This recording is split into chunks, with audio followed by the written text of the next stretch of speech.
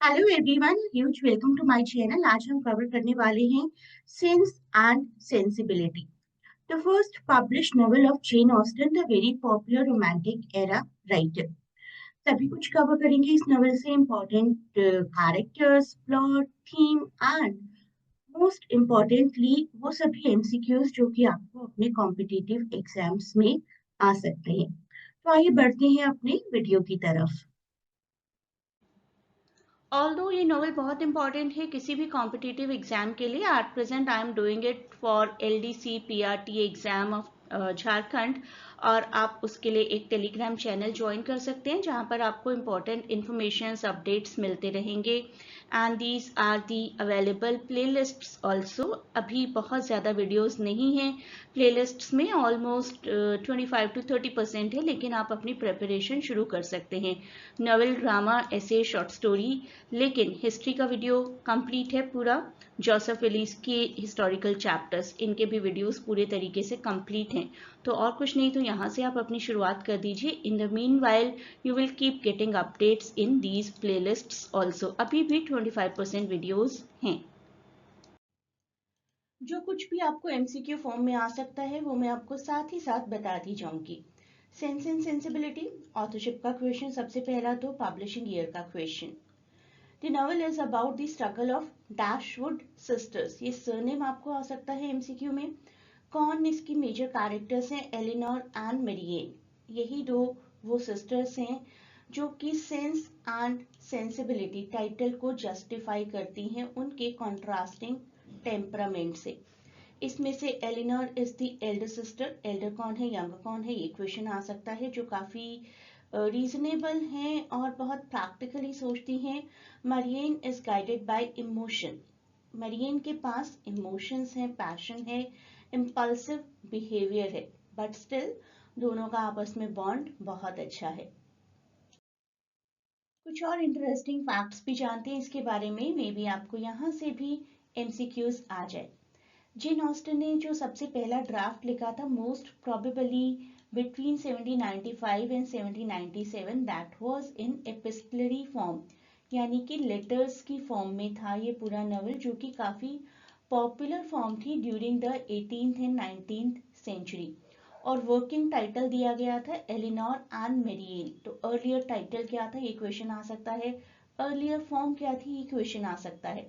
बाद में उन्होंने एक प्रॉपर नैरेटिव में चेंज कर दिया और टाइटल दिया गया सेंस एंड सेंसिबिलिटी। अब बात करते हैं उस लॉ की जिसकी वजह से पूरे नॉवल का प्लॉट फॉर्म होता है, that is primogenitive. The system in which only the eldest child, specifically the eldest son or even any distant male relative, receives all the property when the father dies। ऐसी व्यवस्था जिसमें पिता की मृत्यु के बाद संपत्ति पर सिर्फ एक पुत्र का अधिकार होता है और पुत्र ना हो तो किसी भी डिस्टेंट मेल रिलेटिव का। जेन ऑस्टिन के बारे में आपको कोई क्वेश्चन आ सकता है, उनके बर्थ ईयर से रिलेटेड, उनके नोटेबल वर्क से रिलेटेड। ये मैंने आपको शुरू में ही बता दिया कि ये जेन ऑस्टिन जी का फर्स्ट पब्लिश्ड नॉवेल है। इसके बाद है प्राइड एंड प्रेजुडिस, एमा, मैन्सफील्ड पार्क, नॉर्थिंगर एबे, जो कि उनकी डेथ के बाद पब्लिश हुआ, एंड परसुएशन भी उनकी डेथ के बाद पब्लिश हुआ। May be you can get a question, which of the following novels was published after her death. तो तैयार रहिए ऐसे क्वेश्चन के लिए भी। अब हम कुछ कैरेक्टर्स को समझेंगे। सबसे पहले बॉक्स में मैंने आपके लिए कुछ मेजर कैरेक्टर्स रखे एक ही फैमिली के, डैशवुड फैमिली के। ये हैं husband wife, Mrs Dashwood and Henry Dashwood, but the catch is Mrs Dashwood is the second wife of Henry Dashwood. और not unfortunately actually, but according to that time not so good, कि उनकी सिर्फ 3 daughters हैं, Elinor, Marianne and Margaret. And according to the property laws of those years, property could not be inherited by the daughters। तो in case Henry Dashwood is to die, property will go to any distant male relative, लेकिन इनकी wife को, इनकी daughters को नहीं मिलेगी property. तो ये प्रॉपर्टी का जो लॉ है ना, that is the basis of the whole novel. चलिए अब इन कैरेक्टर्स को जानते हैं। मिसेस डैशवुड, हेनरी की second wife, mother of these three people, Elinor, Marianne and Dashwood. Henry Dashwood, father of these three girls, and उनकी death के बाद पूरी फैमिली इम्पॉवरिश्ड हो जाती है एज पर the property rule I just told you. Elinor is the eldest daughter, काफी composed रहती हैं हमेशा, and she is in love with the character Edward Ferrars. Edward की भी हम बात करेंगे अभी, पहले बाकी सिस्टर्स देखते हैं।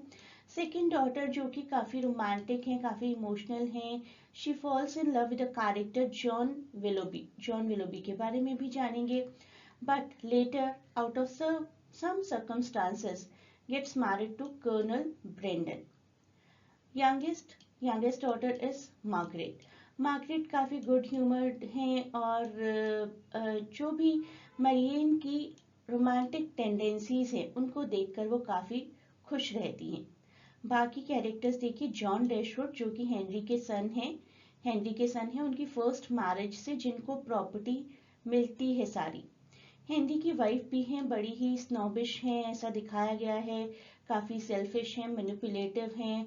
ऑल दो हेनरी की वाइफ नहीं, जॉन की वाइफ, तो जॉन की वाइफ है फेनी जो कि काफ़ी स्नॉबिश हैं और हमेशा जॉन को परसुएट करती रहती हैं कि तुम्हें अपनी सिस्टर्स को शेयर क्यों देना, जब एज पर लॉ कुछ नहीं देना तो why should you show compassion towards them. तो अब इस स्टेट में हम रहेंगे और उनको यहाँ से निकाल दिया जाए।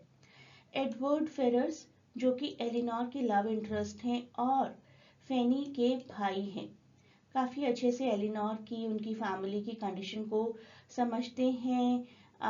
इन the beginning of the novel he was engage to a lady called Lucy, लेकिन उनकी शादी एलिनोर से ही होती है। एंड जॉन विलेबी जो कि मेरियन का लव इंटरेस्ट होते हैं शुरुआत में, but he seems to be a very cunning and deceitful person, काफ़ी सेल्फिश हैं और बड़े आराम से मेरियन का दिल तोड़ देते हैं। तो किस तरीके से पूरी स्टोरी प्रोग्रेस करती है, आइए अब समझते हैं। आइए अब लेते हैं प्लॉट का एक overview. Dashwood family going through financial trouble. Mr Dashwood की डेथ के बाद डॉटर्स को, वाइफ को प्रॉपर्टी नहीं मिलेगी।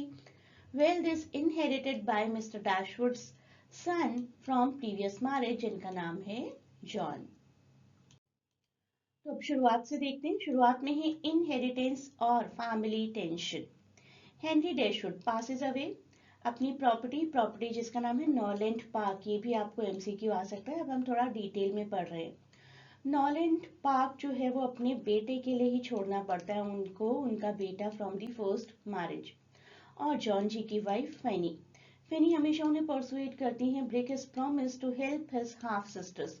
पापा ने मरते मरते जॉन से प्रॉमिस लिया था कि तुम अपनी बहनों की हमेशा देखभाल करोगे और उन्हें इस घर से नहीं निकालोगे, लेकिन जॉन की वाइफ आती है और कहती है नहीं, नॉलैंड पार्क तो हमारा ही है लीगली और हम सिस्टर्स को यहाँ रहने नहीं देंगे, Elinor, Marianne and Margaret. Dashwood women को छोड़ना पड़ता है नॉरलैंड पार्क और उन्हें अपनी छोटी सी इनकम मिलती है जिसके बेस पर उन्हें बार्टन कॉटेज नाम के एक मॉडेस्ट छोटे से घर में जाना पड़ता है। तो जॉन और Fanny they move to Norland Park treating the Dashwoods as guest.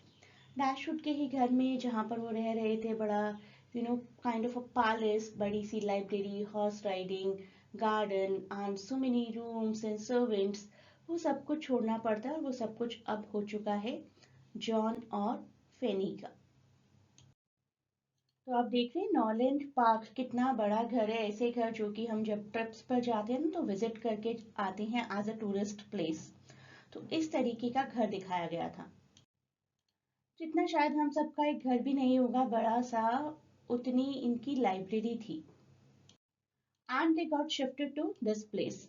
हम सबके लिए शायद ये घर भी बहुत बड़ा है, लेकिन एक महल से इस घर में आना शायद डैशवुड सिस्टर्स के लिए टॉलरेबल नहीं था, लेकिन फिर भी एलिनोर ने तो बड़े ही इजीली एक्सेप्ट कर लिया था और उनकी मदर ने भी, ऑल दो मेरियन को और सबसे छोटी डॉटर को काफी परेशानी हुई थी। मैंने आपको बताया था एडवर्ड जो कि फेनी के ब्रदर हैं, काफ़ी अच्छा बॉन्ड क्रिएट कर लेते हैं एलिनोर के साथ। जब ये एलिनोर और बाकी दोनों सिस्टर्स और मदर्स यहाँ से पैकिंग करके बार्टन कॉटेज जाने की तैयारी कर रही हैं उतने ड्यूरेशन में एडवर्ड विजिट करते हैं, कुछ वॉक्स लेते हैं एलिनोर के साथ, कुछ बातें करते हैं and he dislikes the behavior of his sister towards the Dashwoods. तो उन्हें लगता है कि मेरे सिस्टर बड़ा स्नॉबिश बिहेवियर कर रही है। अपने सिस्टर के बिहेवियर को कॉम्पनसेट करने के लिए बड़े ही प्यार से बातें करना शुरू करते हैं सभी डैशवुड्स के साथ। स्पेसिफिकली एलिनोर के साथ उनका बॉन्ड बहुत अच्छा बन जाता है। Fanny suggests Eleanor is only interested in Edward for his money causing tension. तो फेनी को लगता है कि एलिनोर मेरे भाई को फंसाने की कोशिश कर रही है क्योंकि उसके पास भी काफी प्रॉपर्टी है। एनी हाउ डैशवुड्स यहाँ से चले जाते हैं and they are settled in Barton cottage on the estate of Mrs Dashwood's cousin Sir John Middleton. इनकी हेल्प से उन्हें बार्टन कॉटेज मिल जाती है। जॉन मिडल्टन ये नाम याद रखिए, मेजर कैरेक्टर तो नहीं है लेकिन आपको आ सकता है कि किसकी हेल्प से the Dashwoods got settled at Barton cottage. कहाँ पर? डेवनशायर। प्लेस का नाम भी याद रखना है। मेरियन वहां पर कर्नल ब्रेंडन नाम के एक पर्सन से मिलती है जो कि थोड़े से एज में बड़े लग रहे हैं लेकिन काफी डिसेंट हैं और अपना काफी अच्छा इंटरेस्ट शो करते हैं मेरियन में। लेकिन मेरियन को लगता है कि ये तो बड़े ओल्ड हैं और ये तो अनरोमांटिक है, मेरे लिए तो कोई प्रिंस चार्मिंग आएगा। मेरियन एक बार स्लिप होकर गिर जाती हैं और उनके एंकल में चोट लग जाती है। She is rescued by the charming John Willoughby. तो जॉन विलोबी वहां से गुजर रहे थे और उन्होंने बचाया उन्हें। काइंड ऑफ एक छोटी सी वैली में गिर गई थी, वो निकाला और then they start sharing a romantic bond. Willoughby और मेरियन काफी पास आ जाते हैं एंड इतना पास कि एलिनोर और मिसेस डैशवुड सोचती हैं कि they are most probably engaged. Engaged का मतलब उन दिनों में माना जाता था if the boy has proposed कि I will get married to you, तो वो बॉन्ड ऐसा माना जाता था कि this is not breakable now, अब तो इनकी शादी होकर ही रहेगी। एनी हाउ विलोबी को एक मैसेज आता है। He suddenly leaves for London without any explanation और कहते हैं कि मुझे थोड़ा सा अपना पर्सनल काम है, मेरी आंट ने मुझे बुलाया है, बिजनेस वर्क है, ऐसा कुछ गोल मोल सा आंसर करके चले जाते हैं। मरियन का दिल टूट जाता है but she is not that heart broken. उन्हें लगता है आएंगे वापस, किसी काम से गए होंगे। लेकिन काफी ओपनली वो अपने इमोशंस को डिस्प्ले करती हैं, उसकी वजह से डैशवुड्स में काफी टेंशन रहती है।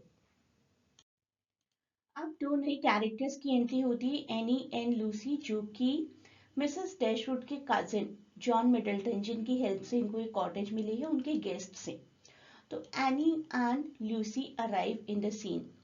एलिनोर को बातें करते करते इनके साथ फ्रेंडली होते होते पता चलता है कि Lucy is engaged to Edward Ferrars. Lucy को एलिनोर बहुत इंटरेस्टिंग पर्सन लगती हैं, बड़ी सेंसिबल लगती हैं, तो लूसी काफी दोस्ती कर लेती है एलिनोर से और अपने लव सीक्रेट्स उनको बताना शुरू करती हैं कि I am engage to Edward for years.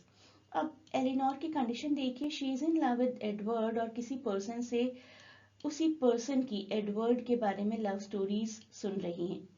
Lucy insists on keeping the engagement a secret, complicating Eleanor's emotions further.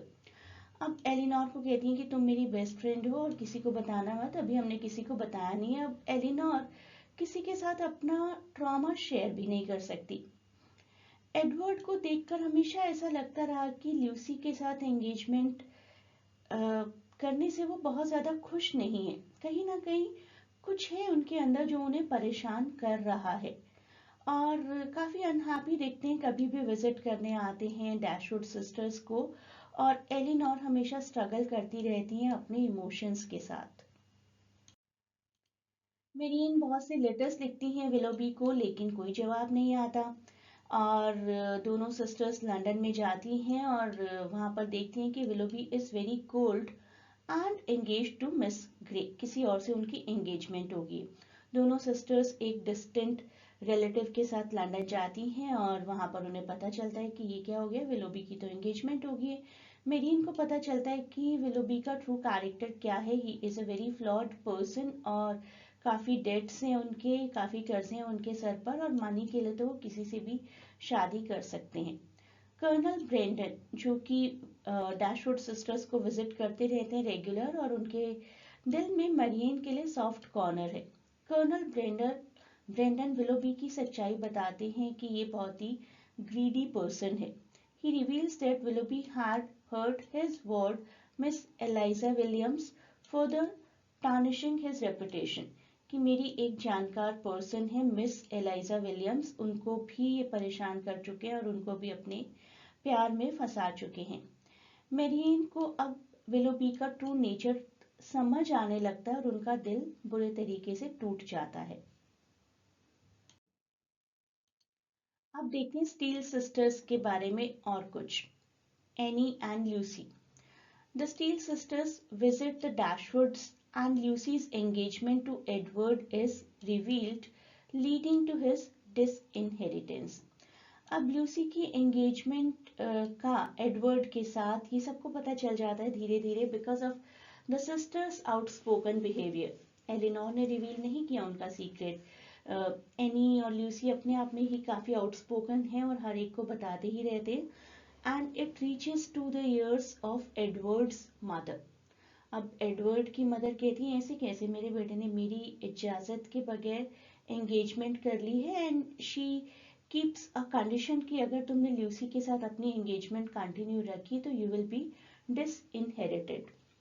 अब एडवर्ड, जिनको देखकर हमेशा ऐसा लगता है कि he is not too much in love with Lucy, maybe some kind of out of some kind of initial infatuation during immature years he got engaged, लेकिन he is a gentleman, उस engagement को निभाना चाहते हैं although वो Lucy से प्यार नहीं करते।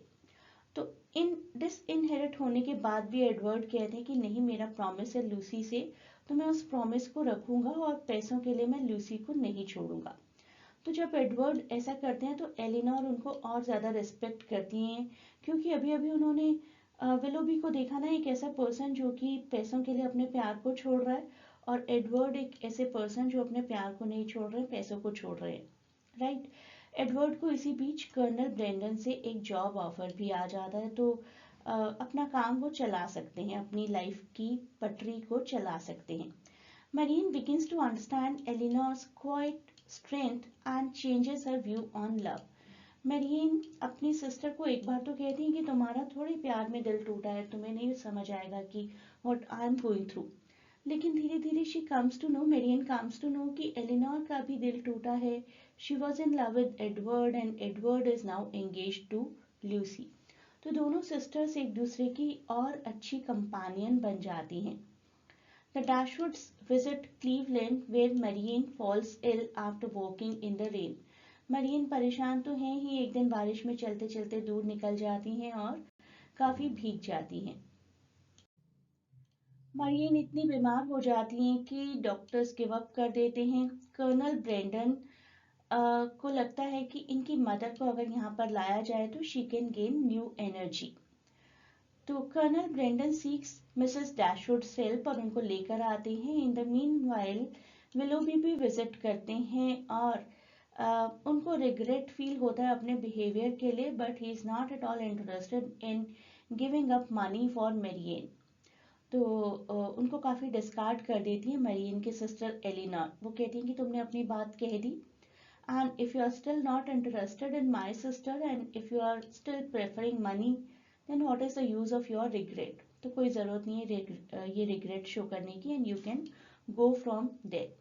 विलोबी एडमिट करते हैं कि उनकी मिस्टेक थी, लेकिन वो अभी भी सेल्फिश ही हैं, बदलना नहीं चाहते। तो क्या फ़ायदा है मिस्टेक को एडमिट करने का। मेरियन रिकवर हो जाती हैं। She understand she could never have been happy with Willoughby, और एलिनोर की सेंसिबल अप्रोच को काफ़ी अप्रिशिएट करती हैं। पूरी डैशवुड फैमिली को ऐसा लग रहा था कि एडवर्ड और लूसी की शादी हो गई है, लेकिन एडवर्ड रिवील करते हैं कि जब उन्हें डिसइनहेरिट कर दिया गया तो लूसी ने उनकी जगह उनके भाई से शादी कर ली। तो I am not at all married और even in love with Lucy. इसी के साथ ही एलिनोर और एडवर्ड की शादी हो जाती है। Marianne falls in love with Colonel Brandon, also although age में थोड़े बड़े हैं और मे बी मरियन के रूल्स के अकॉर्डिंग थोड़े से अनरोमांटिक हैं, लेकिन एक बहुत ही सेंसिबल पर्सन है। She knows she will be happy with this person. दोनों कपल्स काफ़ी हैप्पीली रहते हैं। Willoughby is left regretting his choices. Willoughby को दिखाया जाता है कि उन्हें अभी भी अपनी चॉइसेस पर रिग्रेट है, लेकिन उन्होंने ही तो मनी प्रेफर की थी ओवर लव। डैशवुड सिस्टर्स को हैप्पी ही दिखाया जाता है कि उन्होंने बड़े सोच समझकर अच्छे इंसानों से शादी की है। And as per the tradition of that era's novel, and में हमेशा प्यार की जीत, शादी और personal growth of every human being that is always shown. तो दिस इज द पॉइंट जहां पर हमारे नॉवेल का एंड हो जाता है। अब आप मुझे कुछ क्वेश्चंस के आंसर दीजिए कमेंट में, जैसे कि फॉर एग्जांपल आपको लगता है कि क्वेश्चन नंबर 1 का आंसर है सी, तो 1C, 2B, 3D इस तरीके से बस आंसर्स लिख दीजिए। Where do the Dashwood family move after leaving Norland Park, London, Barton Cottage, Mansfield Park, or Pemberley? To which of the following characters is Fanny Dashwood related? Lucy Steele, Colonel Brandon, John Willoughby, Robert Ferrars। हम यहाँ पर blood relationship की बात कर रहे हैं। Jane Austen initially wrote this novel in which of the following forms: a series of letters, an epic poem, a play, or a tragedy? Next, what was the name of the laws of inheritance that governed English society in Austen's day? तो आपको इन चारों में से option बताना है और जो format मैंने आपको बताया 1A 2B इसी तरीके से लिख दीजिए। Let me remind you about this channel once again. आप इस चैनल को ज्वाइन करिए। इनिशियली आपको डिटेल्स मिलती रहेंगी अपने सिलेबस की, और जो भी वीडियोस अपलोड किए जाएंगे आपके सिलेबस से रिलेटेड जो भी प्लेलिस्ट्स होंगी उनकी भी इंफॉर्मेशंस आपको मिलती रहेंगी। तो join this channel and you will really be benefit, and a huge good luck for all of you from my side.